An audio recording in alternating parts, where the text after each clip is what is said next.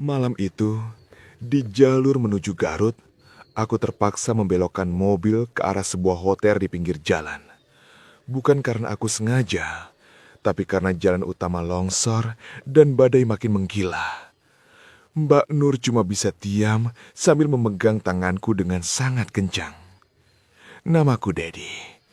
Malam itu aku sedang mengantar Mbak Nur menuju kerabatnya untuk urusan keluarga yang sangat mendesak. Tapi alam punya rencana lain. Jalanan gelap, licin, dan petunjuk jalan memaksa kami berhenti tepat di depan sebuah bangunan hotel di pinggir jalur pegunungan yang sunyi. Mas Dedi, beneran jalanannya tertutup? Terus kita harus gimana? Aku takut kalau terus di jalan, ucap Mbak Nur dengan suara gemetar sambil merapatkan jaketnya. Apakah ini murni karena longsor, atau ini adalah cara semesta mempertemukan kami dalam satu ruangan yang sangat privat? Aku menatap matanya yang gelisah. Lalu perlahan aku memutar kemudi menuju parkiran. Di tengah dinginnya malam, hanya ada aku dan dia. Dan satu kunci ruangan yang akan mengubah segalanya tanpa ada yang perlu disalahkan. Mbak Nur adalah wanita yang pendiam. Namun auranya malam itu sangat berbeda di bawah temaram lampu dashboard mobil. Saat aku memutuskan untuk membelokkan mobil ke arah hotel, tidak ada penolakan darinya. Hanya ada tatapan pasrah yang sangat dalam menatap keluar jendela yang berembun. Aku tahu ini berisiko, tapi keselamatan adalah alasan utama yang tidak bisa didebat oleh siapapun. Begitu kunci ruangan berada di tanganku, aku melangkah di depannya, merasakan detak jantung yang makin kencang karena ruangan ini hanya memiliki satu tempat tidur besar. Tidak ada satupun kata saling menyalahkan, karena kami berdua sadar bahwa malam ini bukan lagi soal perjalanan ke Garut, melainkan soal bagaimana kami menghadapi ketegangan rasa yang mulai mencair di dalam ruangan yang terkunci rapat dari dinginnya hujan di luar sana. Suara kunci yang berputar di pintu ruangan itu terdengar sangat nyaring di telingaku. Mbak Nur berdiri mematung di tengah ruangan sambil memeluk tasnya erat-erat. "Mas Dedi, ini aman kan? Aku takut kalau ada orang lihat kita menginap di sini." Suaranya sangat rendah, hampir hilang ditelan bunyi hujan. Tapi aku tahu, ketakutannya bukan soal keamanan hotel ini, melainkan soal apa yang akan terjadi di antara kami dalam beberapa jam ke depan. Aku meletakkan kunci di atas meja kecil, lalu berbalik menatap Mbak Nur yang wajahnya masih sangat pucat terkena dinginnya angin gunung tadi. Perbandingan antara ketenanganku di luar dan gejolak yang kurasakan di dalam ruangan ini benar-benar sangat kontras, merusak logika sehatku sebagai laki-laki. "Aman, Pak. Tidak akan ada yang tahu. Ini demi keselamatan kita, daripada kita nekat tembus longsor di jalan tadi," jawabku dengan suara yang sangat rendah, monoton dan dalam, agar dia merasa sedikit lebih tenang. Aku melangkah mendekat, mencoba mengambil jaketnya yang basah kuyup karena air hujan. Namun dia sempat mundur satu langkah, seolah ada penolakan kecil yang muncul dari rasa takutnya yang paling dasar. Mbak Nur menatapku dengan mata yang bergetar hebat. Ia masih memegangi kerah jaketnya dengan tangan yang dingin. "Tapi Mas, aku benar-benar takut kalau nanti ada yang salah sangka. Kita ini kerabat, kalau keluarga tahu gimana?" bisiknya lagi sambil terus menghindari tatapan mataku yang mulai fokus ke arahnya. Aku tidak membalas dengan banyak kata-kata puitis, melainkan langsung mengambil handuk kering yang ada di dekatku dan mulai mengusap sisa air hujan di pundaknya dengan gerakan yang sangat pelan. Aksi nyata ini jauh lebih efektif daripada ribuan janji, karena aku bisa merasakan tubuhnya mulai sedikit rileks saat merasakan kehangatan dari sentuhanku yang sangat natural dan penuh perlindungan. Tidak ada satupun kata saling menyalahkan yang keluar di antara kami, karena situasi alamlah yang memaksa kami masuk ke dalam ruangan ini tanpa ada rencana sebelumnya. Suka sama suka mulai tumbuh secara perlahan, di tengah rasa takutnya yang pelan-pelan terkikis oleh kewibawaanku yang mencoba tetap tenang meski dadaku sendiri bergemuruh hebat. "Mas Dedi, tolong jangan dekat-dekat dulu ya, aku masih bingung dengan semua ini," ucapnya lagi, namun kali ini dia tidak lagi mundur saat aku mulai menyentuh tangannya yang menggigil. Aku hanya mengangguk pelan, memberikan ruang baginya untuk bernafas. Meskipun di dalam ruangan yang sempit ini, jarak adalah sesuatu yang sangat sulit untuk dipertahankan. Sentuhan tanganku dicemarinya yang dingin memberikan sebuah getaran yang sangat dalam yang belum pernah kami rasakan selama bertahun-tahun menjadi kerabat dekat. Di ruangan ini, sekat-sekat keluarga itu perlahan mulai memudar, berganti dengan sebuah kenyataan bahwa kami adalah dua manusia dewasa yang sedang terperangkap dalam satu nasib yang sama. Mbak Nur akhirnya melepaskan tasnya dan mulai duduk di sofa yang ada di pojok ruangan. Ia menatapku dengan pasrah, membiarkan aku terus memperhatikannya tanpa ada lagi kata penolakan yang keras. "Janji ya mas, gak aneh-aneh." Bisiknya sangat lirih, hampir tidak terdengar jika aku berada tepat di hadapannya. Aku pun duduk di sampingnya, memberikan sebuah kehadiran yang sangat nyata, tanpa harus banyak basa-basi yang bisa merusak retensi penonton yang sedang menyimak kisah ini. Di tengah ruangan yang hanya diterangi lampu kuning temaram ini, aku mulai menyadari bahwa ketakutan Mbak Nur sebenarnya adalah pintu masuk menuju sebuah penyatuan rasa yang jauh lebih jujur dari biasanya. Sekarang semuanya bergantung pada bagaimana aku mengelola ketenangan ini agar dia tidak lagi merasa terancam, melainkan merasa sangat dihargai sebagai wanita di hadapan laki-laki yang sedang menjaganya. Mbak Nur terus menghindari tatapanku sambil meremas ujung kemejanya yang lembab. "Mas Dedi, jangan begini. Kita ini masih saudara." "Tapi kan saudara jua," jawabku. Suaranya bergetar, tapi dia tidak menjauh saat aku menggeser dudukku makin rapat di sofa itu. Perbandingan antara aturan keluarga dan tarikan batin di dalam ruangan ini benar-benar membuat napas kami terasa sangat berat. Aku tahu dia sedang berperang dengan dirinya sendiri. Tapi aksiku malam ini jauh lebih kuat dari sekedar kata-kata.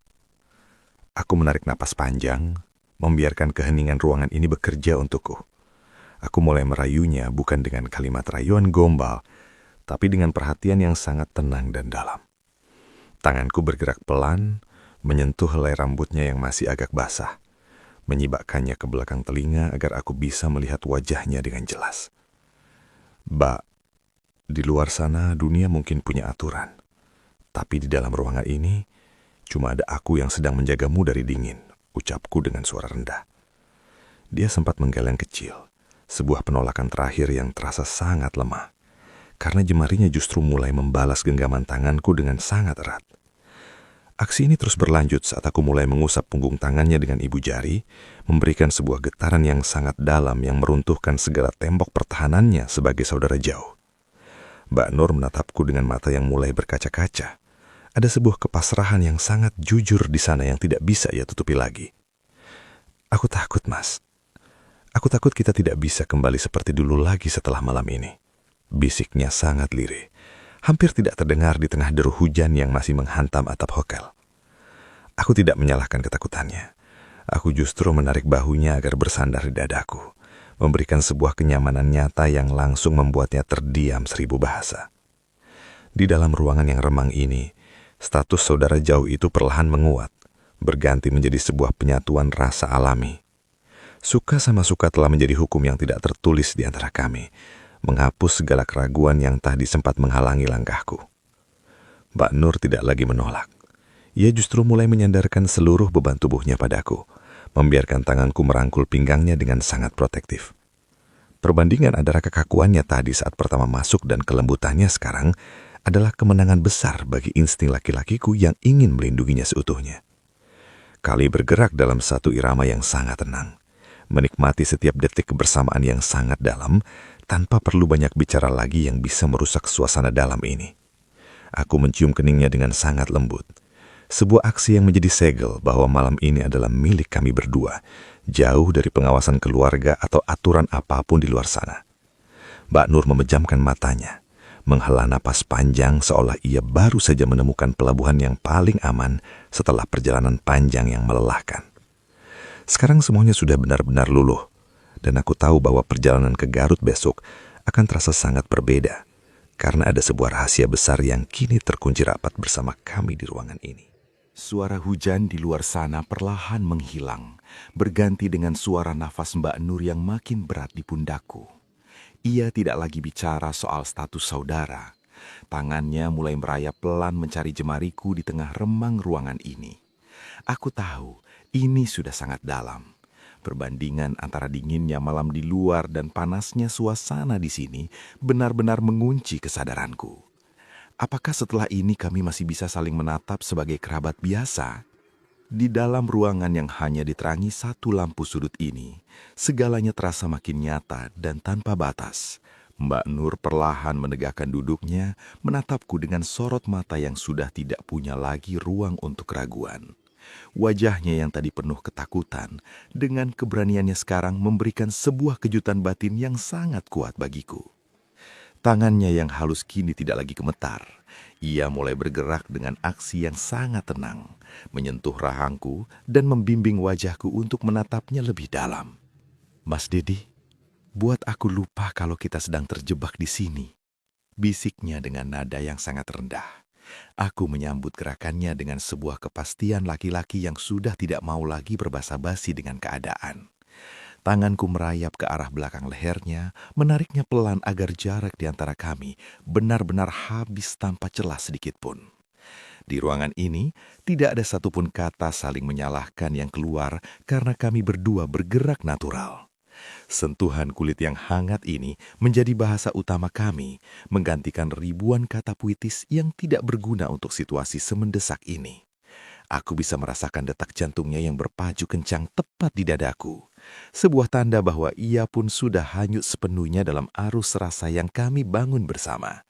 Setiap aksiku dibalas dengan reaksi yang jauh lebih berani darinya, seolah ia sedang menumpahkan seluruh beban batinnya selama bertahun-tahun melalui penyatuan rasa malam ini. Kami bergerak dalam harmoni yang sangat tenang di tengah ruangan yang sunyi, membiarkan insting murni yang menuntun kemana hubungan rahasia ini akan bermuara. Aku merasa sangat berwibawa karena menjadi satu-satunya pelindung dan tempatnya bersandar di tengah situasi yang serba sulit ini. Perasaan ini merasuk sangat dalam hingga aku lupa bahwa besok matahari akan terbit dan kami harus kembali pada peran kami sebagai saudara jauh di depan keluarga besar. Aksi Mbak Nur yang mulai memeluk leherku dengan erat adalah segel terakhir yang menghancurkan sisa-sisa logikaku sebagai pengantar yang baik. Kami benar-benar hanyut dalam keheningan yang mencekam, namun penuh dengan kehangatan yang sangat jujur di setiap inci gerakan tubuh kami. Di ruangan ini, waktu seolah berhenti berputar hanya untuk memberikan kami ruang bagi pengabdian rasa yang paling dalam yang pernah ada. Sekarang, pilihannya sudah tidak ada lagi sebagai rahasia paling berharga di jalur lintas Garut ini. Cahaya abu-abu mulai menyelinap masuk dari celah jendela ruangan itu, menandakan fajar sudah tiba dan rahasia semalam harus segera dikemas rapi.